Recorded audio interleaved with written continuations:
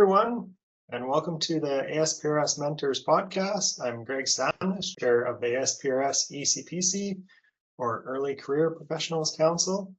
We also have with us Jordan Hicks, who's Chair of the ECPC. Jordan, you want to say hi? Yeah, sure. Thanks, Greg. I'm Jordan Hicks, Vice Chair of the Early Career Professionals Council, and I'm really glad to be here today with our guest, Al Karlin, and Greg Stamnes, our Chair. And yeah, thanks, Greg. All right, well, Jordan's introduced your name, Al. Can you tell us about your background and journey into the geospatial field? And what initially sparked your interest in GIS, remote sensing, and LiDAR? And I've got to do this in like under 45 minutes, right? Sure. Okay. Yeah. Thanks, Greg, for inviting me. I love the acronym ECPC.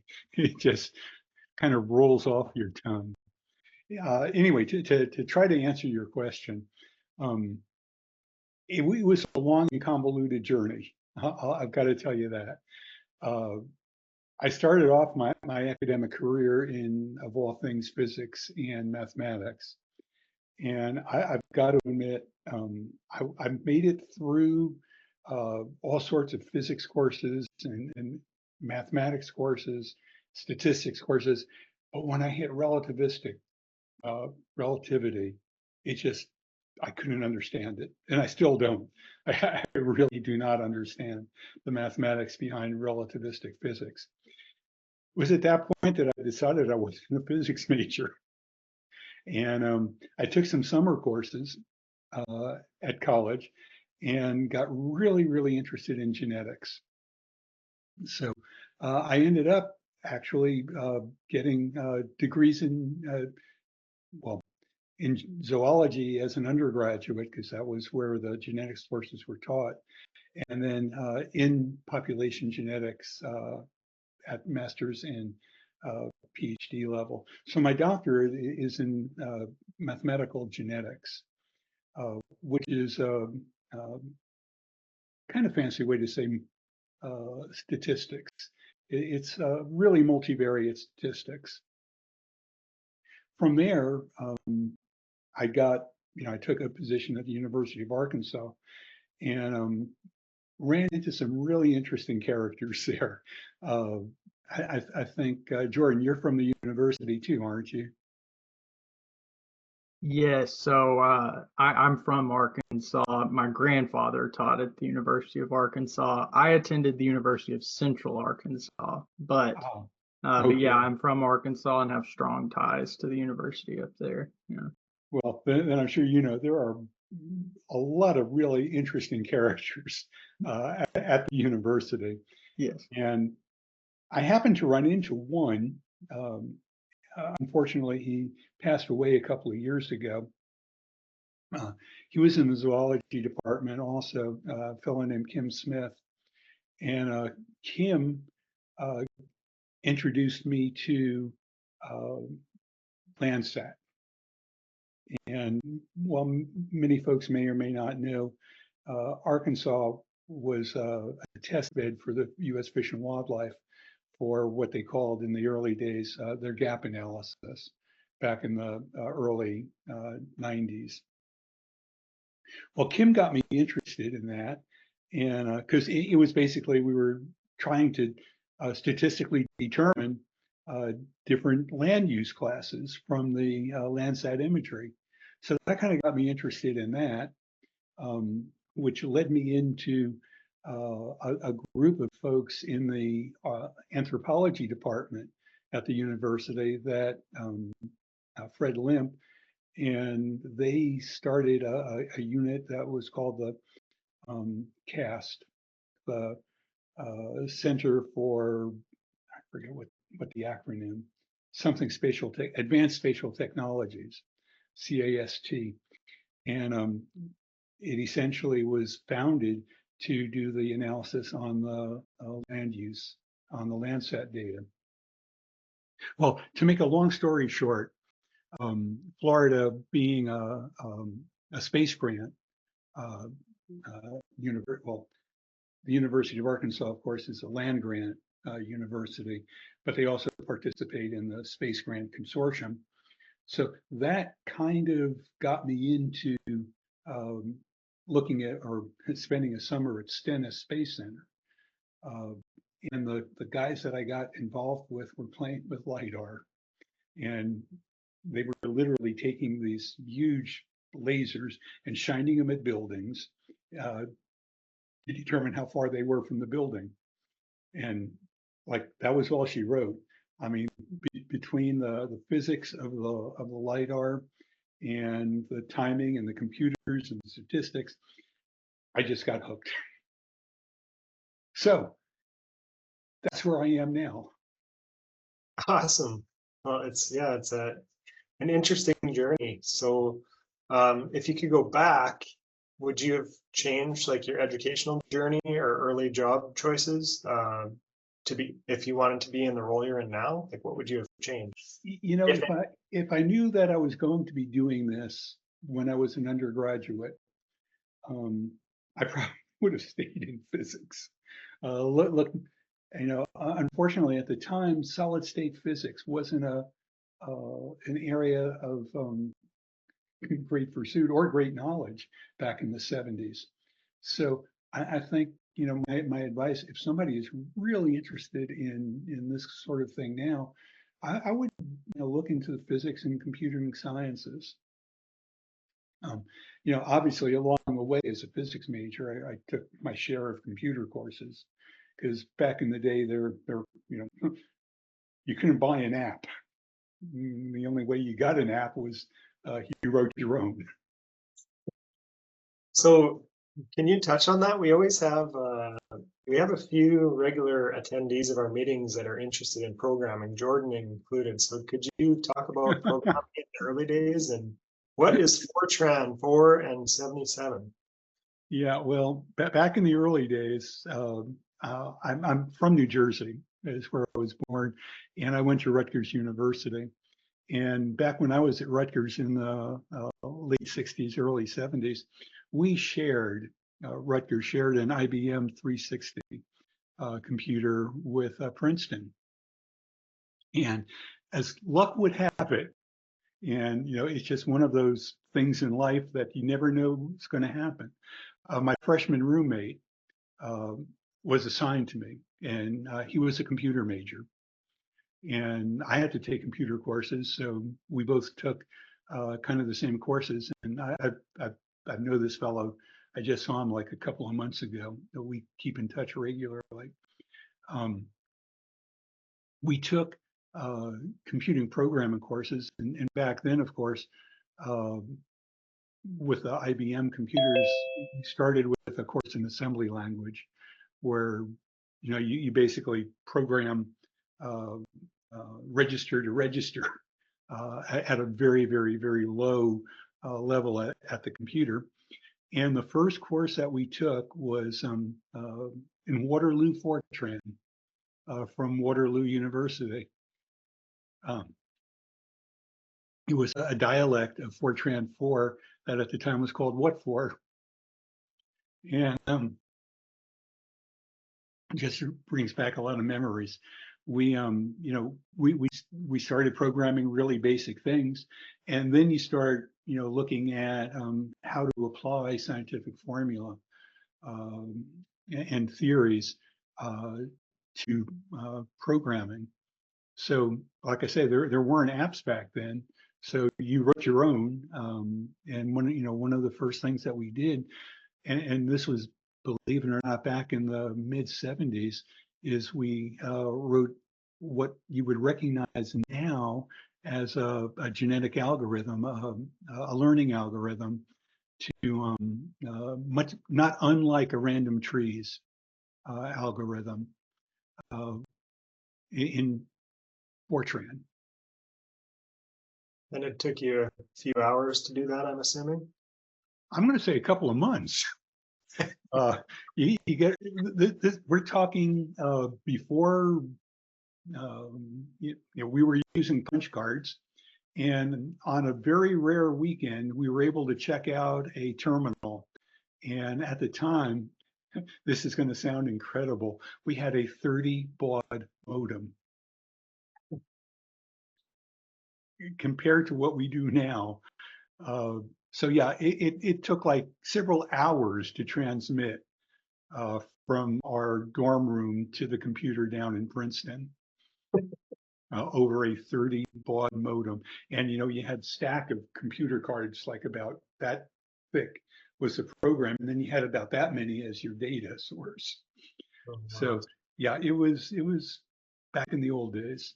Yeah, things have changed. Yep. I think Dr. Mungy's from that era as well. He talked about Fortran and punch cards, and us youngins were wondering what he was even talking about. So Yeah, it was a different world back then, and you know the Fortran was just an amazing language compared to assembly language. Uh, you know, it just had so many features that you could do with the language that you could do it in assembly, but it was like almost impossible. Hmm. So the Fortran, and like I say, the dialect that we used was from Waterloo. Uh, we used that one, and we used another language for matrix algebra called PL1, which I don't even know whether that one is around anymore. But it was a matrix language primarily for linear algebra. so Fortran was kind of revolutionary for its time. Oh, absolutely, absolutely. And you know, I look now at you know, the programming languages that I see, and I could not imagine a GIS person not using, or at least being familiar with Python. And you know, Python to me is like a strange dialect of Fortran. I can, you know, write it and read it, and it takes me a little while to think in it, but it's not unlike Fortran in many ways. Oh, that's interesting. Yeah, we had another GIS person on here that he's kind of gone to, I guess, I don't know if it's the next level, but it's using visual-based programming like FME. And he said the same thing, that it's absolutely essential that you learn how to use Python if you're a GIS person. But Yeah. once you learn that, you can kind of progress to these other more modern tools that can help you out to be more efficient. And Right. Absolutely agree. So getting back to your question, Greg, you know, what would I have done differently? If anything, like I said, you know, a little more emphasis on physics, the programming, and like I said, you know, I ended up taking a lot of mathematics and statistical courses. So I would advise those sorts of things because they just help you understand how logic works, help you think. And you know, GIS and what we do now is really just thinking spatially and applying that same logical process. that's great advice. Switching gears slightly, so you're certified with ASPRS and the GIS Certification Institute. Yep. Do you have any recommendations for people wishing to pursue certification or who are having difficulty passing the examinations, in particular the ASPRS one? I see a quick message that talking about programming in ArcInfo and AML. And yeah, years ago, I would say that was probably one of the things that would be essential. You know, and even after that, I would say, you know, something like Avenue, which had a short life. But you know, yes, object-oriented programming, things like that, I think are very valuable. To get to your question on certification, you know, that's really a tough one. I kind of view the certifications as a sort of the ice cream on top of the pie, if you will. You got to have the pie as a basis, right? And you know that basic underlying skill set, whether it's GIS programming or 3D analysis or photogrammetry, surveying. You've got to have that basic pie underneath, and then having a certification, ASPRS or GISCI or USGIF, those are nice. I'll be real honest, I don't know that they actually buy you anything. The only way, or one of the only ways that I think they're valuable is that if you're applying for a job and you've got two applicants and they're identical, they're pretty even in everything else. If one of them has a certification, I would lean more toward that person, to be quite frank. I am a big supporter of the ASPRS certifications. I serve on one of the certification committees, and I think it is valuable. As I said, as a discriminator, it's not going to buy you an extra $50 on any month's paycheck, but I think it's a good discriminator. That's a good way of putting it. We actually have, for those listening to this later on, we have a comment in the chat that somebody said they never needed the certification until they tried to get a new job, and now they're kind of seeing the value in it. So, right, yeah, that's really where I think it is. It's that discriminator. A person who has a GISP is recognized for having the experience and at least passing some level of examination, as well as whatever underlying criteria and qualifications they have. Same thing with all of the ASPRS certifications. yeah, and just kind of bringing back memories of, so if for people who get like a 3-year diploma, I'm sure it's the same down there, but in Canada, there's this organization that recognizes technologists as a certification. And for whatever reason, when I graduated from college, I went after that right away, and then I promoted it. And it goes back to what the person in the chat said about, and what you said, Al, when your resume is sitting beside somebody else, the one person maybe went a little bit further than the other in terms of dedication to their field. So I did see another comment in the chat, and I will comment on that. After I left the university, I moved here to Florida for some personal reasons. Took a position with the Southwest Florida Water Management District, which Greg, and I basically ran our GIS and mapping remote sensing program.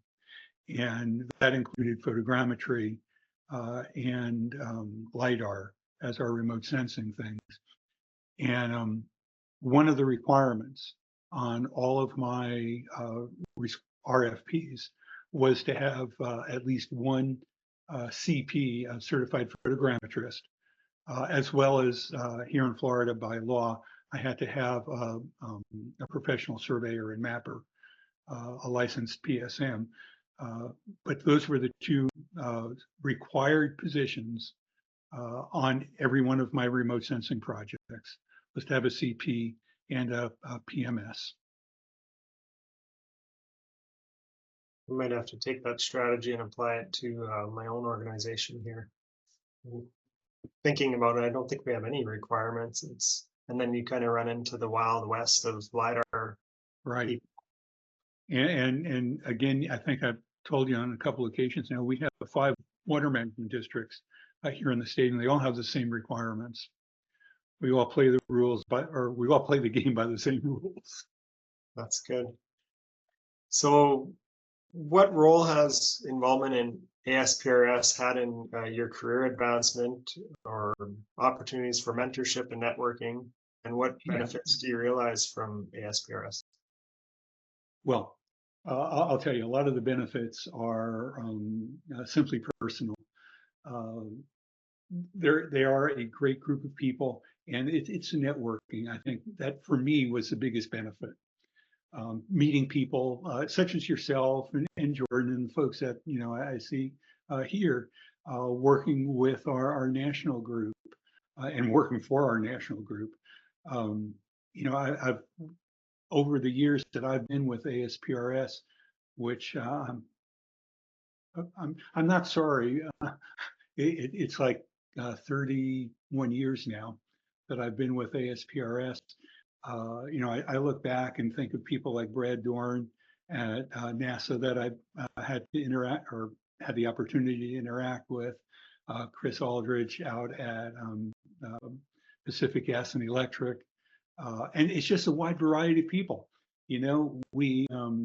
This is one organization that takes real seriously, its mission statement that we represent government, academia, as well as the private sector. And, I've been fortunate enough to be able to work with all three. I was at the university for 20 years on the academic side. I was on the government side for another 20 years with the Water Management District. And when I retired from the Water Management District, I'm now with the private side, looking at it the other way from Dewberry. So, I think I've had great opportunity, and I think it's all because of interactions with ASPRS. And through ASPRS meetings and networking and all the great people that, contribute their time and effort to this organization. Last night when I was planting my tomatoes, I was thinking about today's conversation because of the tomatoes and what value or what 2 cents Canadian I can add to your response. And I think that we've had previous podcasts where we focused on leadership because we're in a technical industry, and often leadership can be hard to find because we're also focused on, we're kind of nerds, geospatial nerds. So one thing that I can add to what you just said is once you get active in ASPRS and join and start getting to meet these people, it gives you like a window to all these leaders such as yourself and, Karen and Qasim and, all our past guests. And, you could be working at an organization where the leadership is light or lacking, and it still gives you that opportunity to talk to these other leaders in the geospatial world and kind of take a little bit of their guidance away and apply it to your own daily activities. So you're absolutely right, Greg. I will tell you, I have belonged to several different professional organizations, some of which many of which I no longer belong to, simply because the people are either extremely snobbish and you just can't speak to them. That's not how the ASPRS is. We are I hate to overuse a phrase, but we're really user friendly. And, we encourage students. And one of the things that, I credit Joseph for doing here in Florida is expanding our reach into the university system and establishing new and additional student chapters. So, that's one of the things that I think ASPRS is really good about, early professionals, student chapters, and just basically being user-friendly. Even though, like you say, we are a bunch of geeks. And ASPRS even welcomes Canadians, so that really resonated with me. So how do I approach this? So you contribute to Photogrammetric Engineering and Remote Sensing Journal and LiDAR Magazine. Yep. If I'm a early career professional and I aspire to be like Al, how can I get involved and, contribute to those? Do it. Write. The best way to learn how to write is to write. And it's, and learn to take criticism. One of the things that I do with every article that I send to Ray, with every article that I send to Stuart Walker, I have 3 or 5 people look at it because you may think that it's really, really good and that you've got it perfect, but give it to somebody else to read and learn to accept what they have to say about it. And it's hard at first. I'm not going to tell you, it's easy to take criticism because after all, like like we keep saying, we're all geeks and we like to think that we know what we're doing, but it takes practice and it takes multiple people to review what you do. For the P&RS column that I write, even after I left the university, Arkansas, that is, moved here to Florida, I took an adjunct position with the University of Tampa, and I've been teaching GIS courses there. We only teach one GIS course. We teach it in 2 departments, in the Department of Environmental Sciences and in the Geography department. And I teach it in both. And I've had just over the 20 years, I've had a bunch of students, and it just amazes me that what I conceive to be very simple, some students seem to be perplexed by it, and that's what motivated me to start the column. My column doesn't address very technical things, just how to do stuff. The stuff that most GIS folks need to do, if not on a daily basis, at least occasionally. So it's written for, I write it for beginning and intermediate people. And if anybody has been following the column, I encourage anybody to submit ideas, send me ideas. I'll give you a byline on it, if not the only line on it. And, I'll help you write it. I'll write it with you. And basically anything goes. If you've been following that column, obviously I write mostly about Esri software because that's what we use most frequently. But I try to mix in a good dose of QGIS, a healthy dose of Global Mapper, and whatever other software programs people are using. If there's something that is a common issue, I think it's well worth writing a 500-word column, a tip or trick on it. How to use it. Because if you're experiencing the problem, I got to figure somebody else is. And that's kind of what it's about. For the LiDAR magazine, it's just, here's what's happening in the industry. Here's what we're doing. I wrote columns at the Southwest Florida Water Management District. We did the very first topobathymetric LiDAR project in the state. As a matter of fact, we were fortunate enough to get a test instrument from Regal to use. So in 2011, we flew the first commercial, and not a Shoals U.S. Army Corps project, a non-military project here in the state. And we wrote a LiDAR magazine article about that. So it's just things that are unique, things that are interesting, things that we were doing. and again, just right. And had probably 3 or 5 people review each of those.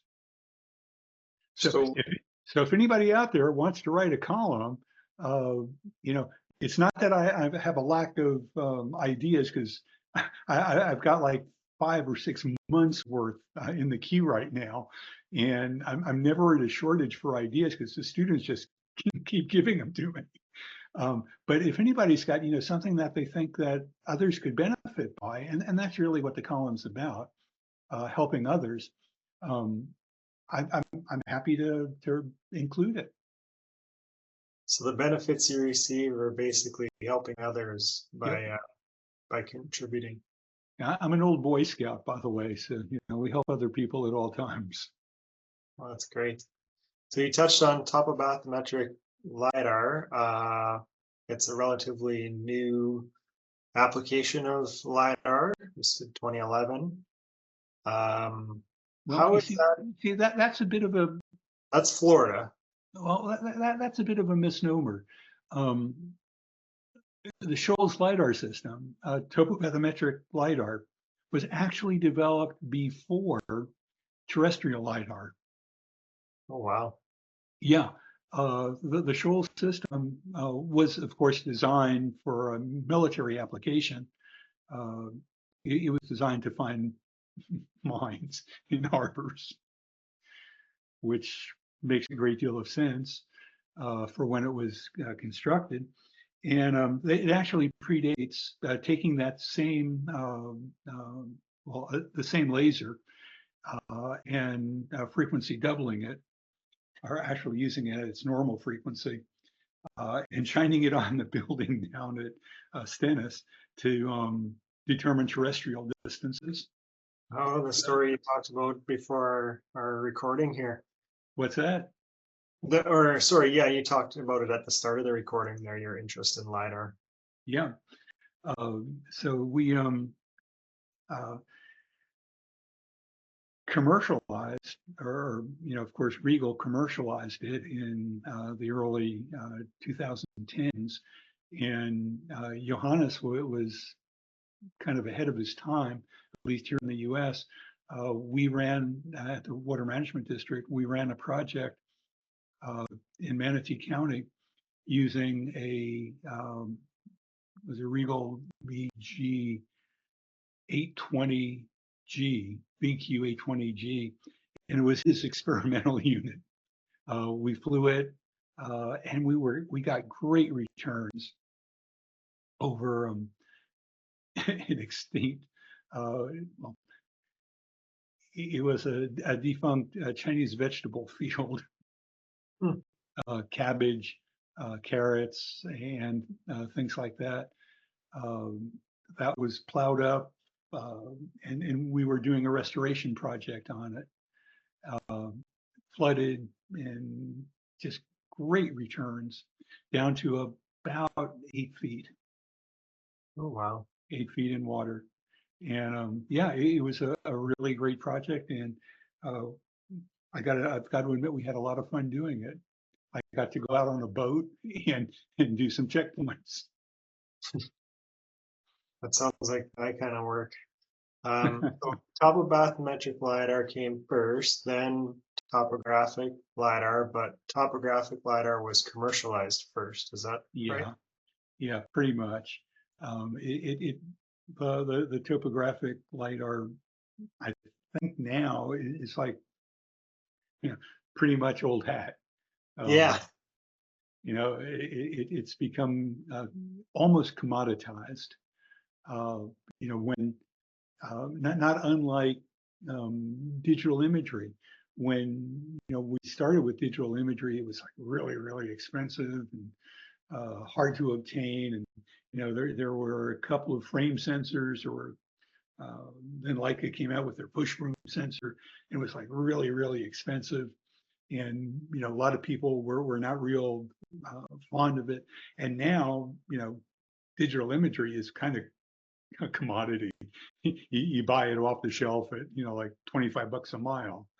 And I think lidar, much the same thing. the first LIDAR project that I ran at the district, we ran through Merrick, and they kind of pieced together something that resembled a Leica ALS 40. And believe this is going to sound absolutely incredible. For like 9 square miles, we paid over $1 million for it. And it was 1 point every other meter. Wow. You know, and you know, I look at today's LIDAR, and I got to tell you, we you know, just worked on a project. Now, granted, it's for a county, but we're looking at you know, USGS costs for QL2 LIDAR are under $200 a mile. Yeah. Wow, that's amazing. And that's, you know, like 1 point a meter. If you want to go up to like 8 points a meter, you're looking at like $400 a mile. You know, I'm thinking comparing that to 1 point every other meter at $1,000 a mile. Wow. Yeah. So, Things so, change. so yeah, over the 13 years since the first LIDAR project that I was involved in, prices, it's been commoditized. So there's some things that aren't affected by inflation then. LiDAR is one of them. I believe so. So if I want to, It is a great technology, though. It really is. yeah, it's hooking everybody to everybody's interested in it. Even people like such as yourself that came from other backgrounds. It kind of hooks you in there, and Yep. then you're addicted. So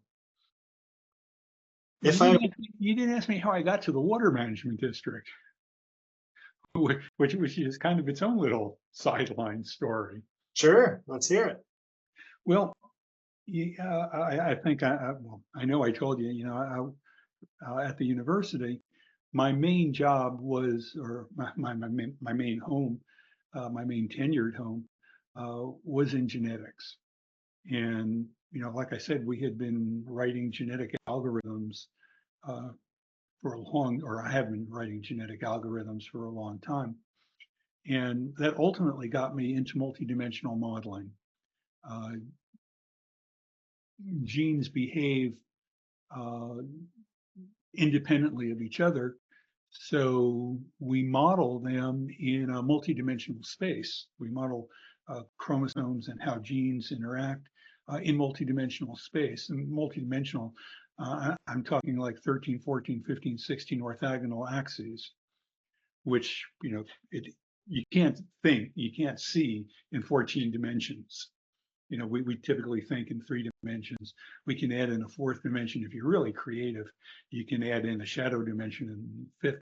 But I'm talking like 14, 15, 16 orthogonal dimensions. Well, when I came to the water management district, I was introduced to a one-dimensional modeling, because at the time we were modeling water in 1 dimension, nodes and links. And those nodes and links didn't need to be in space. We just had to know how far a node was from another node, and you made the link that far, and then you just apply simple, pretty simple differential equations, St. Fernand's set of equations to them to figure out what happens when water goes from one place to another place. So, you know, to me, that was like, wow, I took a 14-dimensional problem and made it into 1 dimension. So this was like, you know, real easy. And a colleague of mine, an engineer, said, well, you know, what if we put those nodes in space where they really belong? You know, make those sinks, put a sink where a sink is, and then you have a link between the sinks that's a channel. And then we can apply, you know, Manning's equations and do all of the mathematics at the nodes, have them fill up and have the nodes fill. according to St. Fernand's equations, have evaporation and transpiration and all these other things happening at the nodes, but they're in real space. I said, well, yeah, of course you can do that. You can do that in GIS. So we take our one-dimensional model and we put it into 2 dimensions in GIS space. And then Gordon said, well, why can't we put it into 3-dimensional space? Well, to put it into 3-dimensional space, you need lidar. And that was the end. That's where we are now. We, the Southwest Florida Water Management District, partnered with Esri, Dan Dozick, and Dan at the time was writing a little side program called ArcHydro, and we said, wow, this, our ideas are going to fit into ArcHydro. So we partnered with Dan, and if you look at the tools that are in ArcHydro, there's several that reference Geographic Watershed Information System. GWIS is what we called it when we took ICPR, Interconnected Pond Routing System, the engineering model from Streamline Technologies, brought it into Esri, and then used ArcHydro tools to facilitate transferring data between the engineering model and the GIS model, the GIS representation of the engineering model. And that's what we have now. And like I said, that's kind of how I got into the water management district, because we needed the LiDAR to make the model work in 3-dimensional space. I'm glad you shared that story, because that was one of our first conversations about this, and I hadn't touched on it in our question list. So thanks for going over that. So if anyone has any questions on ArcHydro, I'll be happy to talk to them about it. Yeah, for sure. Maybe we'll have an ArcHydro special. I'd actually, I'd have some questions. We can do that. Dan and I actually have a paper coming out in ArcUser. It'll be in the fall edition on ArcHydro and 3-dimensional elevation-based hydrography. Perfect. Well, maybe we'll circle back on that for another cast. So you kind of were touching on it there, like crossover between GIS, LiDAR, water management, conservation, and earth sciences. So if somebody wants to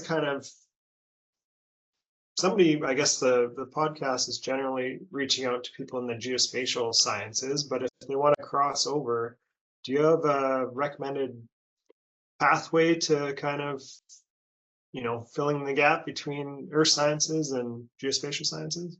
Anything that you're interested in, really. My one suggestion, and this is something I tell students all the time, is you could be interested in GIS, and GIS is a lot of fun to do, but don't pigeonhole yourself. Experiment, look around. If you think you have an interest in archaeology, well, take a course in archaeology. If you think you have an interest in hydrology, take a course. See what, be as broad as you can, because I think you hit on it, that GIS really is a very broadly applied technology, and it can be applied in so many different ways. It would be, I think, self-deprecating if you don't explore your interests and don't be too narrow in your thinking. So my recommendation would be to explore. Take that geography course, take the geology course. Even when I was in Arkansas, I told people, take a marine biology course, see what it's about. Even though the closest ocean was like, 800 miles away, but, take the courses and see what those things are about. And yes, I'd even advise to take a survey course.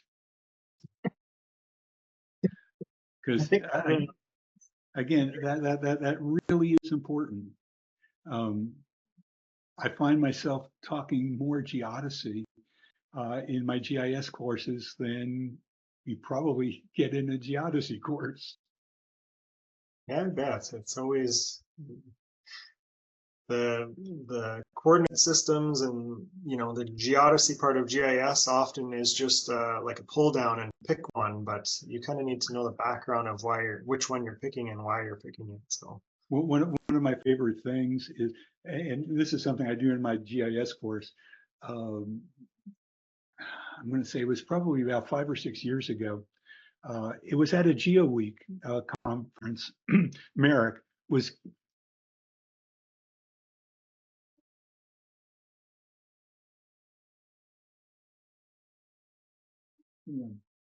Merrick was giving out these little inflatable globes. So I asked, it was Brian Raber at the time. I asked Brian, can I grab a handful of these? So I took a box, and what we do is, my GIS classes are pretty small, 14, 15 students in a class. So I distribute the globes, we blow them up, and then we figure out what coordinate systems look like and how geodetic coordinates work, geographic coordinates, and how things work on a globe. And then we take a little bit of the air out and we smash them on the desk and make them flat and see how distortion works, and things like that. And it's really eye-opening that, to me at least, that a lot of today's students don't really look at globes. They don't look at maps. They don't, but it's easy for them to understand once they have it in their hands. So yes, geodesy, surveying, coordinate systems, I think is a very important course to take. and I guess that's applicable to somebody even once they're done their university journey. They can continue to learn as they progress through their careers. Yep. All right, we have a bunch of topobathymetric LiDAR questions, but maybe we'll save those for another day. When looking back on your career, what is your greatest achievement? Teaching students. In every class, there's literally 2 or 3 students that have just stuck with me, and they are my achievements. They're like kids. I have students that I communicate with now 15, 20, 25 years after they were in my class. So I would have to say absolutely it's students and teaching. Awesome. Well, thanks so much for being here today. We have a big crowd here, so if anybody has a question, we've got a few more minutes here. Fire away.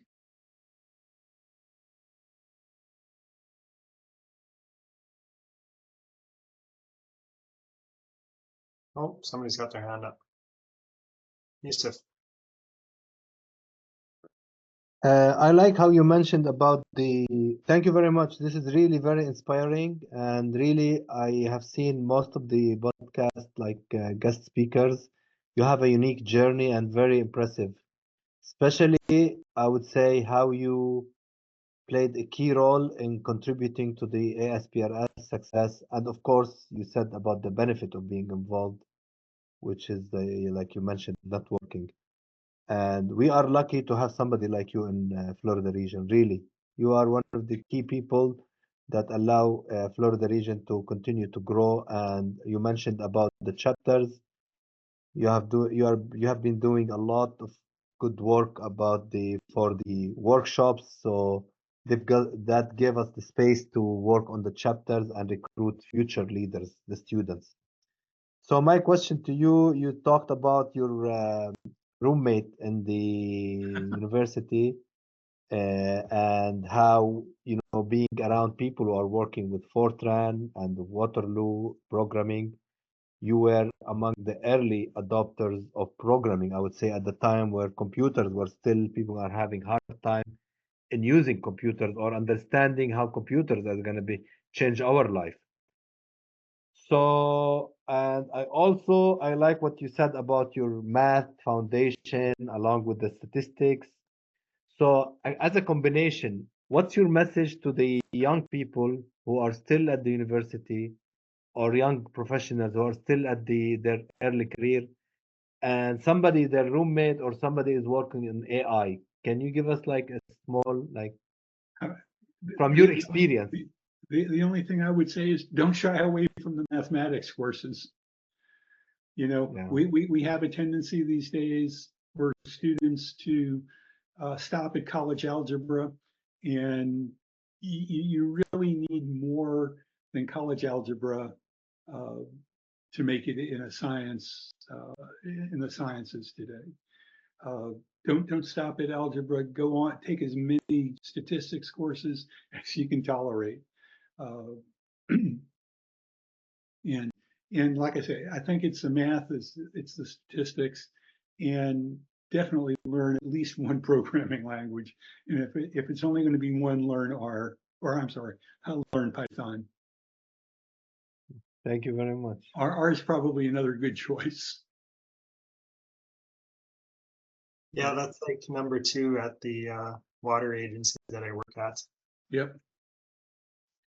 And I like your comment about tolerating as much statistics as you can. That's probably how I would describe it as well. From a mathematician's background, yes, it's a tolerance because statistics are kind of like the red-haired stepchild of mathematics. I also like what you said about the pie and the ice cream on the pie. That's